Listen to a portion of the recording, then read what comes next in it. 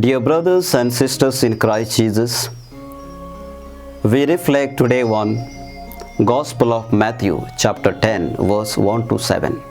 And in this passage, we reflect on the theme Jesus sending his disciples. Now, mission is a common theme in the ministry of Jesus, and Jesus' purpose on this earth was to make known the kingdom of God to all the peoples of the world.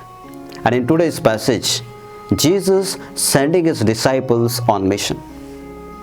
In this passage, we have three important aspects where you can understand what exactly the mission is all about. First, we see Jesus calling his disciples. The call was a prominent thing in the whole of the Bible.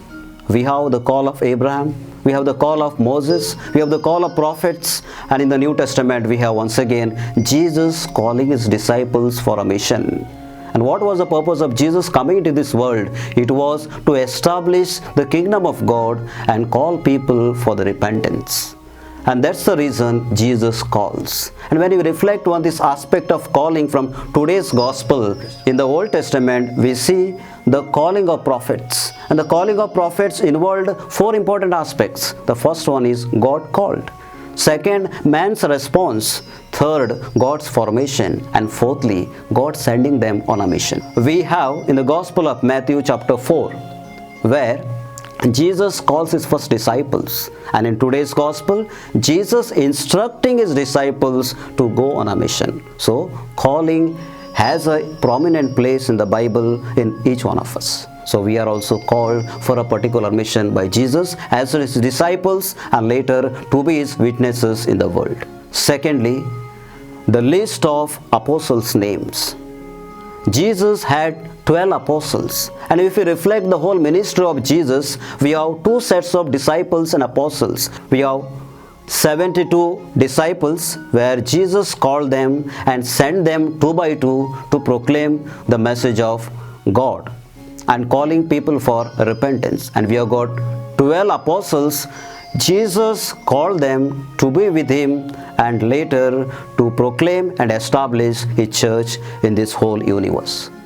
And the importance of these 70 disciples and 12 apostles was a pivotal role in the whole history of salvation and history of humanity. And that's what we have, apostles who became the transmitters of faith in this modern world. And thirdly, sending of disciples. Jesus not only kept them just only for 3 years with him, he sent them on a mission. And what was a mission?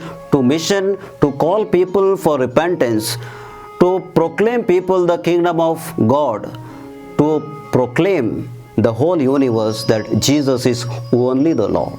And that's the reason today Jesus instructs them to send on a mission. And for our application today, we can reflect on three aspects of life. First, call is a gift. Book of Isaiah chapter 43, 1, we read, I have called you by your name and you are mine. My being, my existence, my everything in this world is a God's gift. The very fact I am on this earth and I am a Christian or I am born on this earth, it is God's gift. Therefore, God has called me. Secondly, mission is a responsibility.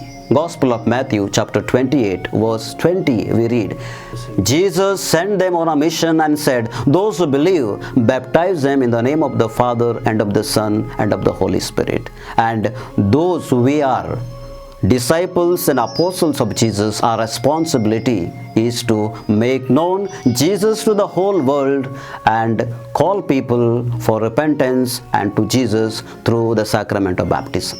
To conclude, I would say, let us be faithful to the mission mandate of Jesus.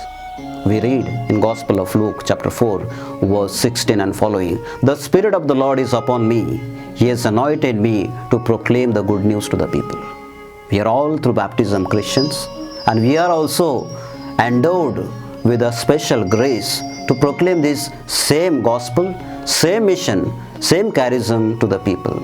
Let us join our hands with the apostles. Let us join our hands with Jesus and let us become the proclaimers of the gospel in this modern world. Amen.